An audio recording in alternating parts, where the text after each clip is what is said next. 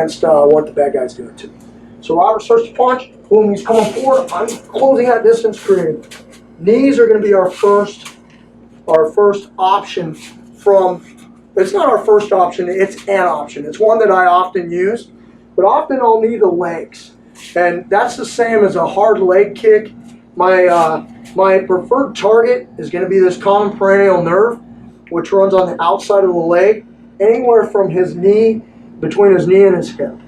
I'm gonna knee there. So that's gonna be a common target. I'm gonna drive the point of the knee into that location, and I can do that with either my forward leg here. I really like to throw a common peroneal strike with my rear knee because he doesn't see it. I've got his head walled off. He might be trying to punch me with that other hand, and I'm gonna drive that in. Drive that in. Another shot that obviously with his knee is in the groin. The only thing you have to be careful of there is if he catches that leg. And now I'm on one leg. And so if I throw that shot, I'm bringing it back hard. And I'm sprawling that leg back. Here, I'm driving this knee through. If Robert lowers his head, and he's kind of reaching for my legs, or he's lowering his head, I can obviously knee him in the face. When you're training knees, be very, very careful on your pace. It's easy to hurt your body. And it's totally not acceptable and uncool if you accidentally knee him in the face.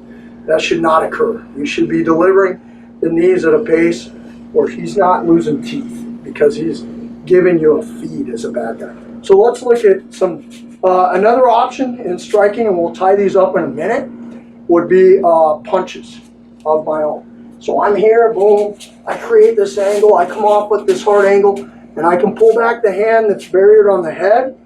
I can pull that back and throw punches, or even give him a little push and start to punch with both hands and then separate, make space, or stay on him depending on what my outcome is that I'm looking for.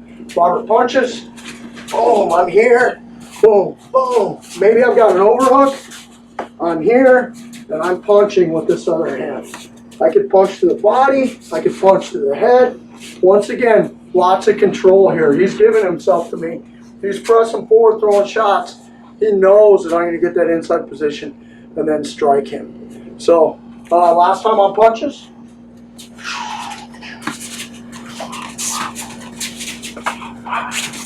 I'm creating some space. Another strike that's very advantageous from that control position of an angle, where I've got control of an arm through an overhook or underhook, and then head control, is elbows. Those elbows are primarily going to be from the hand that is controlling the head, because the other arm will be busy controlling an arm to maintain that angle.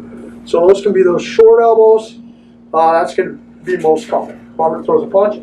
Boom, boom. I'm coming in here. I'm getting to this spot. Short elbow here. Downward elbow here. Rising elbow here. Those elbows. Pulling the hand back and elbowing.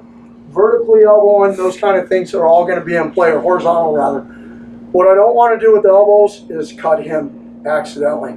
So make certain that we're not doing these full speed. If you want to use any kind of elbows at a higher speed, putting on some kind of a pad and maybe a face helmet, you can simulate some good elbows that way. But it's also good to get the precision of just doing them without any of that padding. So Robert comes forward. Boom, I'm here. Maybe I get an overhook on that arm. And it's locked down. Elbow, elbow. I can punch and elbow. I can elbow here. All these are going to be strikes that I could do from that attachment.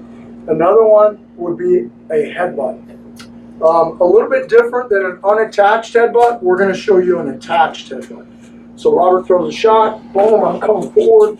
I'm getting this kind of control over the shoulder. I've got a good barrier here. I'm going to change my level and get my head below Robert's.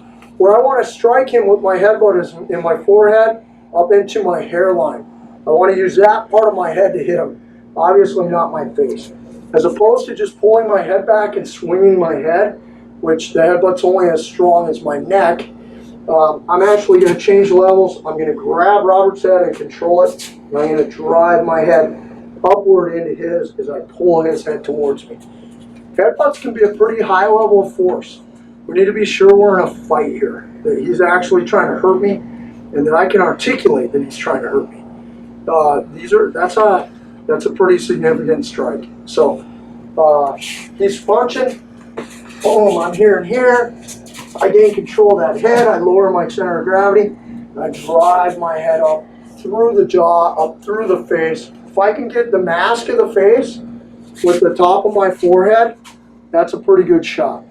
So what we're going to do for a second is illustrate some attached striking. Robert's going to come forward, throw shots. I'm going to control work to an angle and demo some strikes that I might do.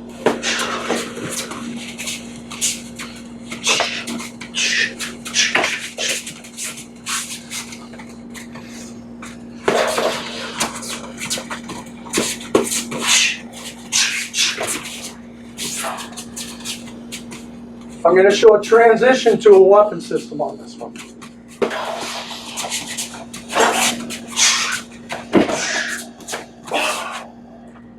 Okay, comes again one more time.